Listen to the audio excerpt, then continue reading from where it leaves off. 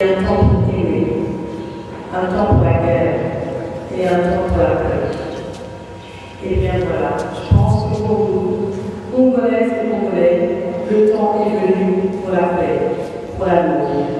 En effet, toute œuvre de Dieu vient dans son temps, car il a été habité dans le cœur de chaque homme et de chaque femme.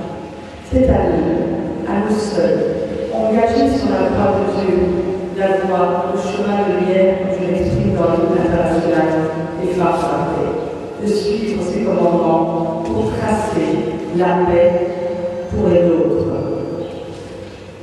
Avant de terminer, je ne peux résister à vous lire un poème qui est extrait de mon dernier recueil de poèmes qui s'appelle Infiniment femme. Infiniment femme, c'est un cadeau que je fais aux femmes de l'Est du pays et à toutes celles qui ont subi des violences sexuelles, parce qu'il était important de laisser les traces quelque part. Il était important de casser le mur de silence et de casser la climat. Il était important que le monde de l'humanité sache ce qui se passe dans notre pays, la République démocratique du Congo. Et c'est pour cela qu'on a voulu rendre hommage à toutes ces femmes étrangères, parce que nous, les Congolaises, il était normal qu'on souffre dans notre chair. Et toutes ces femmes étrangères qui se sont déplacées des États-Unis, d'Europe, d'Afrique, de partout, pour venir marcher avec nous, main dans la main, en solidarité, et bien ça a été un cadeau divin. C'était rempli d'émotions, rempli d'amour et rempli d'espoir. Voilà, c'est pour cela aussi, je voulais vous dire que vous avez décidé de composer cet hymne des femmes du monde pour la paix. C'était pour nous le cadeau de la République démocratique du Congo, pour remercier les femmes du monde entier de s'être associées à notre combat de la paix. Donc on voulait montrer par là que nous, les Congolaises, malgré la douleur, malgré la souffrance, malgré le viol, la déshumanisation, malgré les violences de toutes sortes subies par notre corps, par notre cœur, et même au fond de notre âme, nous étions dans cette obscurité un phare, le chemin de lumière, parce que nous voulions avant tout par amour la paix pour notre pays. Avant de terminer, je vous laisse me prendre encore un petit peu de votre temps et vous réciter un poème qui généralement plaît aux femmes et principalement aux jeunes filles. Il s'intitule La jeune fille de Kémy.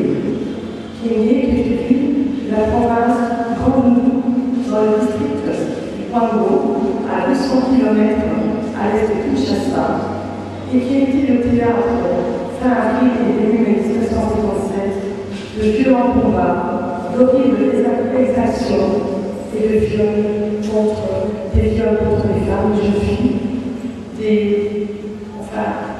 je crois que mon frère ne manquera pas quand je viens de cette film contre l'humanité avec la jeunesse. La petite fille du village va être quittée. Son corps, dans ce voyage, fouille les sentiers usés. Dans un instant de silence, elle va partir vers le ciel, avec un message de France aux ailes immortelles. Ses yeux en détresse, tels de lumineux astres que nos mains caressent dans cet immense désastre. Je peux la sentir pleurer dans les trains du silence et sa douleur hurler derrière son regard intense. Elle a vécu pour souffrir, elle meurt pour dénoncer un cri de sang à punir, mutilé pour être définitivement oublié. Merci à tous. Les anciennes de ces exposés.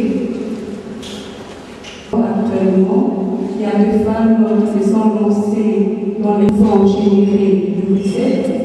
Nous le reconnaissons, mais la femme doit voir encore plus loin, participer à la université des étudiantes, à participer massivement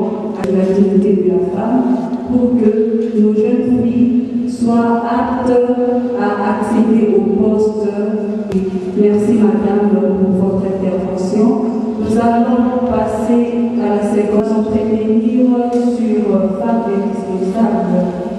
Il s'agit de... Il est conseiller à la Cour pénale des familles et il a fait des études à l'Université nationale de Conseiller à la Cour pénale internationale, je suis plutôt conseil. Docteur en droit, je ne suis qu'un doctorant.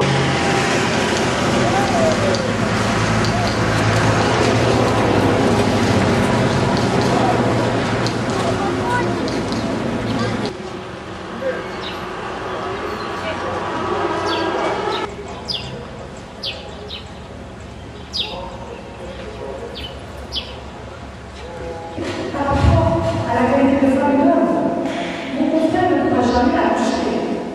Jamais. Et il ne pourra jamais accoucher de frère.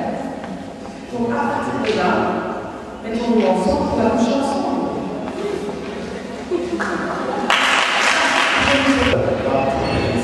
C'est la journée internationale de la femme du 8 mars qui est donc fêtée au niveau international et l'Université catholique du Congo m'a fait le privilège et l'honneur de m'inviter comme conférencière pour parler justement du leadership féminin. Madame, aujourd'hui nous fêtons le 100e anniversaire de la journée internationale de la femme. Quelle est la particularité de cette journée, de 100e anniversaire? Moi je dirais qu'il n'y a pas de particularité dans la journée parce que pour nous militantes, combattantes pour la cause des femmes, tous les jours au quotidien, c'est spécifique, on est là comme pour véhiculer nos idées, nos convictions, impulser notre perception que l'on a de la société congolaise telle qu'on la voudrait. Et d'ailleurs dernièrement, c'est ce que j'ai annoncé à la conférence, nous avons donc créé un réseau qui a le désir et l'ambition de fédérer donc toutes les femmes qui sont soit coopérées en ASBL ou en Europe.